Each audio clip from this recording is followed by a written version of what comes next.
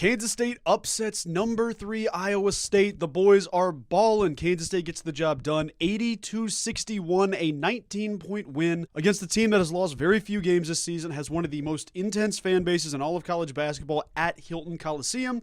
It was incredible, and I am so excited to talk to you about today's video. We're going to talk about the Cats. We're going to talk about the win, some takeaways, some things that I want to talk about and discuss. This video would normally wait till tomorrow morning. It can't wait till tomorrow, baby. This is an urgent topic to discuss, and I'm pumped to do that, talking about the Cats, talking about the boys getting a massive win. 3 in a row, baby. Call it a win streak. Before I get to my takeaways from this video, real quick, be sure to hit that subscribe button. It helps out immensely.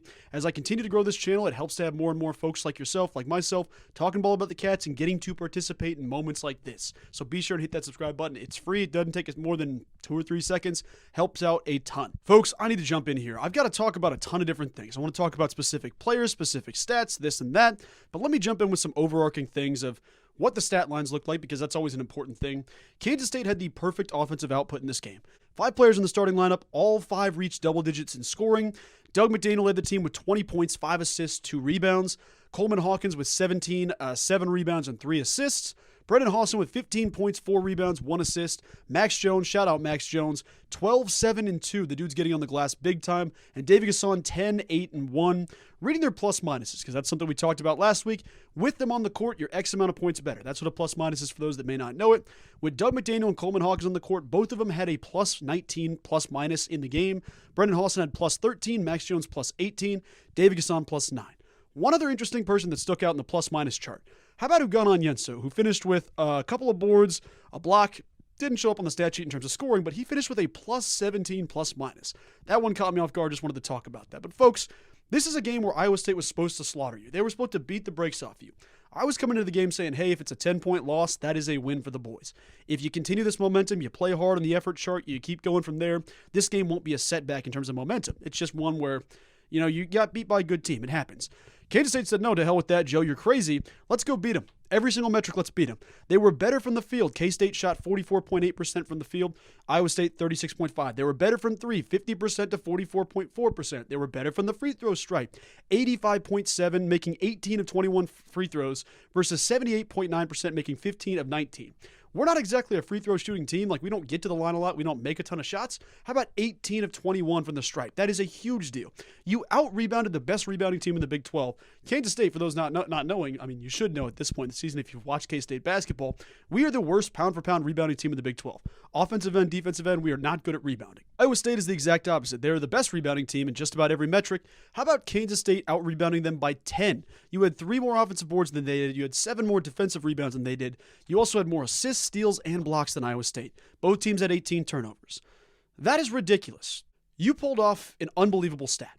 14,000 screaming Iowa State fans. You disappointed every single one of them, and you brought everybody in Kansas State Nation joy. That was a massive win.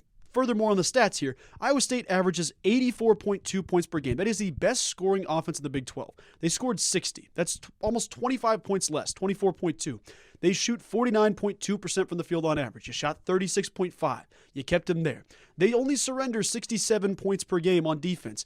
They gave up 80 to a Kansas State team that's been wounded. They've been bad. They were the laughingstock of the Big 12 early in the season. Now they're a different basketball team.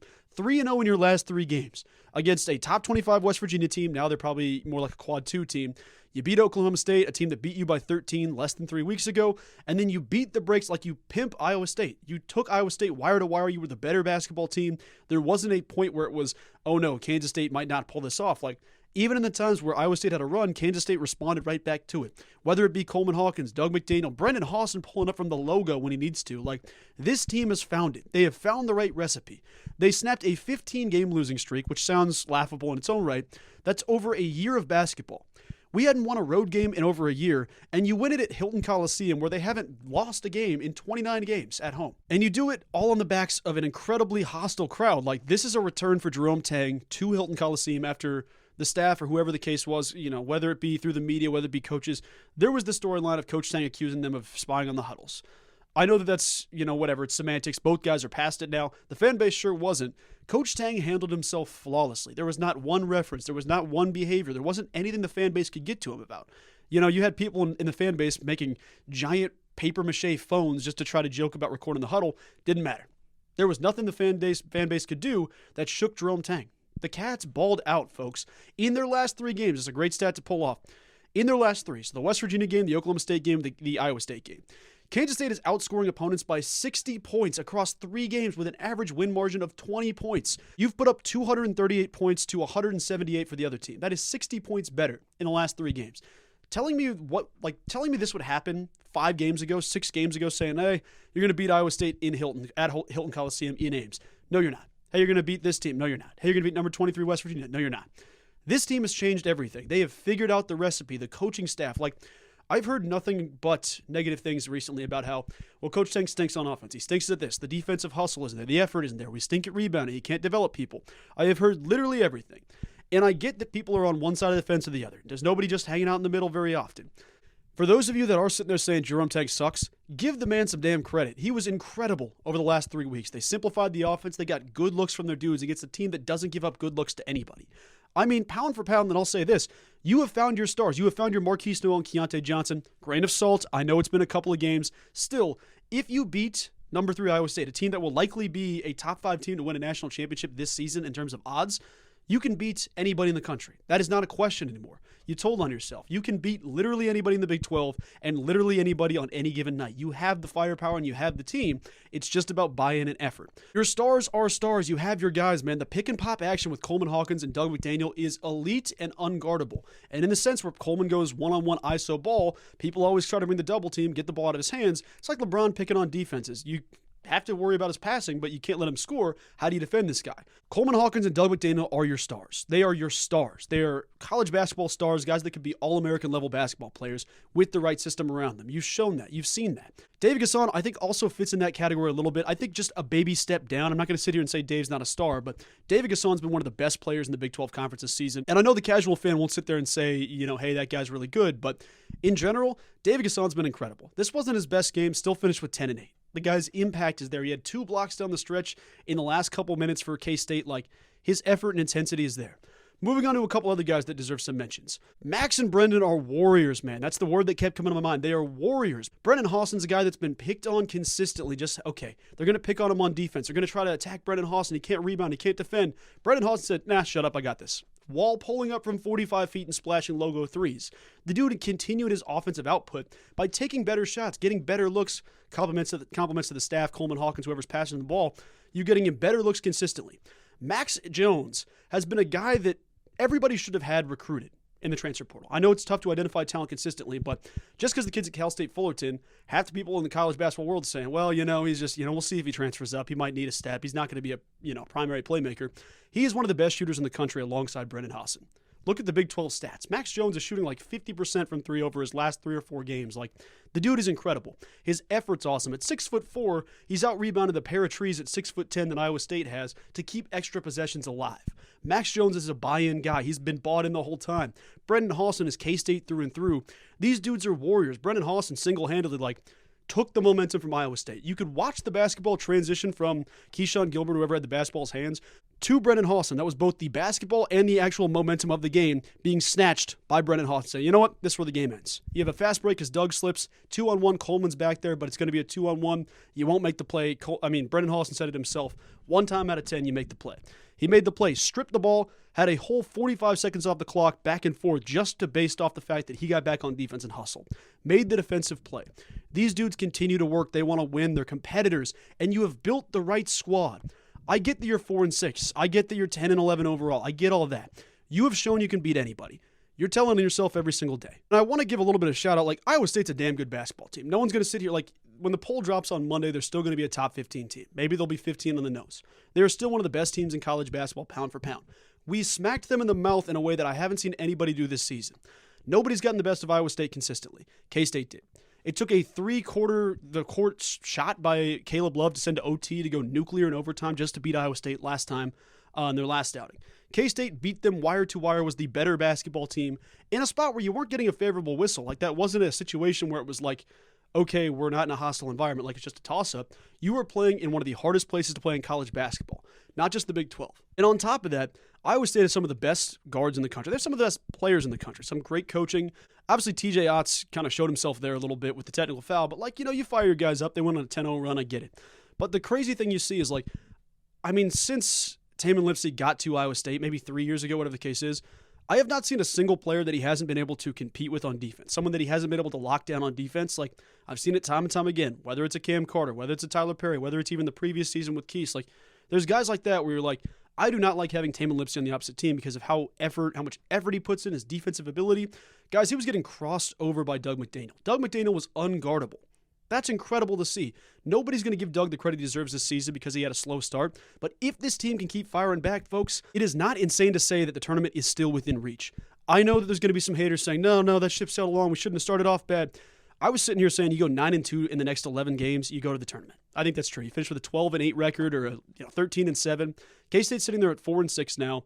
Most of your games, I mean, you got the K-State game or the KU game coming up. You got the Arizona game, but most of your games are going to be either toss-ups or games that you could very easily go and take. I think Kansas State's in a great spot. They're playing with so much confidence, and I can't even begin to imagine what this is going to do for their confidence going forward. And even to further that stat a little bit more, Arizona State, UCF, Cincinnati, at one point or another have all been on the bubble this season in terms of the NCAA tournament bubble. You got to be top 68 to make the field. That's why it's the field of 68. All three of those teams have been on the tournament bubble. I mean, Cincinnati was sitting there with a 2-6 league record. They were still in the tournament field. Arizona State, something similar. Obviously, UCF's a little bit better. They're 4-5 or 5-5, whatever, 4-6, 6-4. They're somewhere in that realm. K-State is now 4-6. They're on a 3-game win streak, and if they keep playing with confidence, they're going to make this tournament, man. I'm going to say it out there now. You go win, let's say there's 10 games left. If you go 8-2 down the stretch, it's going to be hard for them not to look at you. Depending on what your losses are, depending on what your wins are, Kansas State is in the driver's seat. You can absolutely go make this tournament still. It's genuinely what Scott Drew was saying to the staff. I know we got clowned for it a little bit, going to visit the K-State locker room after the Baylor thing, like, you went in there and said, hey, you told him about the time, hey, we started off, 1-7, and then we made the tournament at 9-9. We go to the Sweet 16 that weekend. Kansas State can do that. And I know the haters will disagree, but think about it from here. They are in such a good standing. The season was saved with these wins, man. Jerome Tang, thank you for the patience you had. Fan base, thanks for not jumping off the cliff too much. We stayed with it. We figured it out at some point. But did anybody sit here and say they would beat Iowa State, including you, including myself? I sat there and said it like, go Cats, let's go beat them, kind of a I'd love to see it, but I was expecting about a 10-point, 8-point loss, and that'd be a win, to be honest with you. This team is clicking. I can't imagine what the confidence of beating the number three team in the country is. That's the third best team in the country, with the hardest place to play in college basketball, with NBA players, with good coaching, with everything they have. Kansas State got the job done and blew them out, folks. This is a team that people hated 5 weeks ago. 4 weeks ago, people were saying, Jerome Tang, take a hike. Now you're beating the third best team in the country. Two more thoughts, one of them being a stat. I'll read the stat first and then get you my wrap-up thought that I feel like I'm going to close most videos with, to be honest with you. Jeff Borzello from ESPN had an awesome stat. In the history of college basketball, no sub-500 team has ever beaten a top-5 opponent by 15-plus on the road. Kansas State did that. It says in the history of the AP poll, so maybe it's not college basketball history, but nobody has ever done that. Kansas State did something that nobody's done. Nobody's done it. And this Mod Podge group of dudes where this guy's from this college, this guy's from this college, we built through the portal, we retained 3 dudes, you did this, this, and that.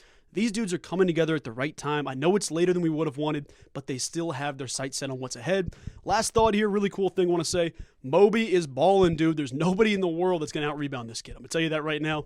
2 for 2 from the free throw line, had a nice little lay-in, assist from Coleman Hawkins. Moby is finding impact. They were going offense for defense substitution with him and Brennan Hawson down the stretch. You like what the coaches are doing with his role. Moby doesn't have to be a 20-minute-a-game guy, but he can give David Gasson a rest. He can give Coleman Hawkins a rest when they need a break off the court, and he's going to defend coast to coast. He's athletic. He's going to stand around the rim. He's going to do the right thing. He's going to go out there and compete. He's making some plays consistently. You saw the play to end the half. Moby jumps off his guy, trails Tamin Lipsey or Curtis Gilbert, pokes it out with 2 seconds on the clock. Iowa State, who is notoriously good at getting open looks with the clock winding down, turns the basketball over, all because Moby took the right play. The dude is improving. Keep his role like that for a little bit. Let him keep growing minutes. Let him keep working his tail off. As his team gets better, and even 2 years now down the road, there's going to be some guys like Moby that you'll look back at games like this and say, this is where they came from. This is the development. This is that. And just a really cool thing to see. So I know that the focus has been on the future and saying, well, will this team, retain guys? Who will stay? Who will go? Who will do this? We're at a point now where you can salvage this season still and still retain guys. And if you go to the tournament, that recruiting is going to be a lot better than if you didn't, folks. Something really cool to see. Also, somebody should sue the NCAA. Try to get Max Jones a second year with Kansas State because that dude is elite. Brendan Hawson coming back, that'll be big. Doug McDaniel feels like he's coming back. This is the most bought in he's ever been. He is coast to coast, getting after his guys, working his tail off. Defensively, offensive, shooting. The dude is one of the best scorers in college basketball. Even if the stats don't say that consistently, Doug McDaniel is an asset, folks. I've never seen anybody cross Taman Lipsey over consistently, have him on skates. That's a cool thing to see, folks. But that's going to do it for today's video. Just wanted to kind of talk to you about it because I am excited. I'm fired up. You can tell it how fast I'm talking. I'm just amped up about this. I'm amped up about the future. Now, don't waste it. Go take this thing. Go take care of business. Don't let Arizona State punch you in the mouth riding high off a Super Bowl type win. Go take it from them and show why you deserve to be there. Show that you deserve to be here. Show that you're a good college basketball team. Keep this thing going in the right direction, and I will talk to you soon. Go Cats.